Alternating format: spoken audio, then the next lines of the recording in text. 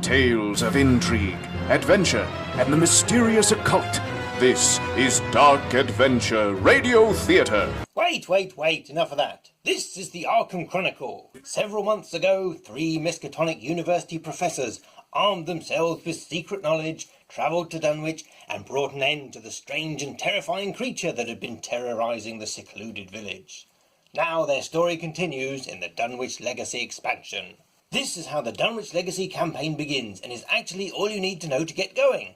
But if you do want to find out what happened in the small town of Dunwich, and you fancy discovering just how strange and terrifying that creature was, then seek out H.P. Lovecraft's The Dunwich Horror. Because the work of H.P. Lovecraft is almost a century old, it is kind of out of copyright. It's complicated, but you can find the text for free at many legitimate sites on the internet. You might also find it in that collection of 10,000 ebooks you got free when you brought your reader.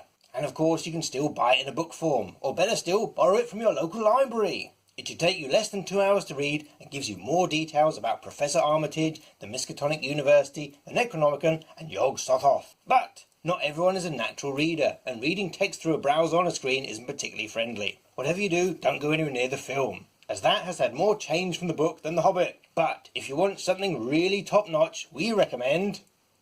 Well, go on then. Dark Adventure Radio Theatre. This is a full cast recording, with music, sound effects, actors and the whole shebang. Better still, it is produced as a proper period piece, in the style of a radio play from the 1930s, so it has station announcers, commercials and crackly hiss. This is what people would have been listening to as entertainment at the time. Way back in the midst of time, your ancestors, just after discovering fire, would have crowded around a wooden box like this, and listened to people far away being all thespian. It was called the wireless. A wireless for all you youngsters was like borrowing someone else's iPod, where none of the controls work and it's permanently on shuffle. You didn't get to choose what it played, you just got what you were given.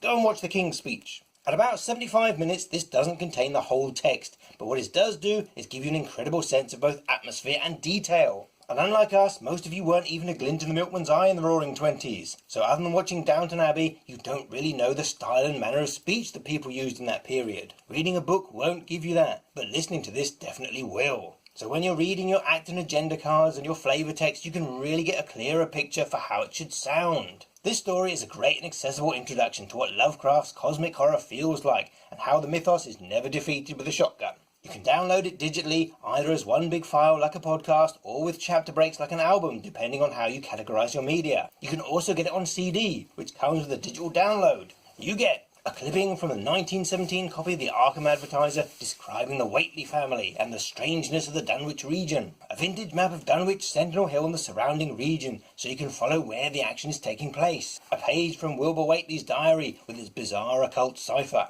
A replica of a key page from the Whately's copy of the John D. Necronomicon. This is the version that Daisy Walker carries around with her, so you get to see what 16th century occult tomes would have looked like. These are amazing props, and if you do any role-playing, it would make great handouts, or you can use them to decorate your storage box for Arkham Horror. If you find you do like listening to this style of drama, then they've done all the classics.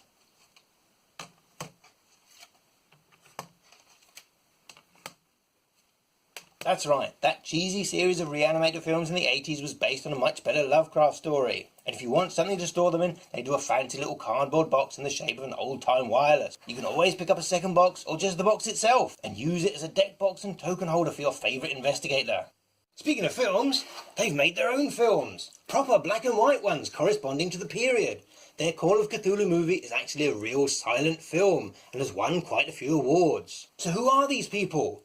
The best thing is they're gamers, just like you and I. Back in the 1980s, a group of friends started playing the Call of Cthulhu role-playing game. And the props they would make became so awesome, they started running live-action versions, before realising they could reach more people with CDs and DVDs. Their website is jam-packed with lots of free downloads if you want to make your own props and documents for whatever Cthulhu-inspired games and crafts you're into. And they also sell all sorts of branded t-shirts, mugs, gifts, which are perfect for the Lovecraft fans in your life. You can even become a member of the society and thus help fund their future projects. We at the Arkham Chronicle have been fans of theirs pretty much since they started, and we definitely think that you should be too.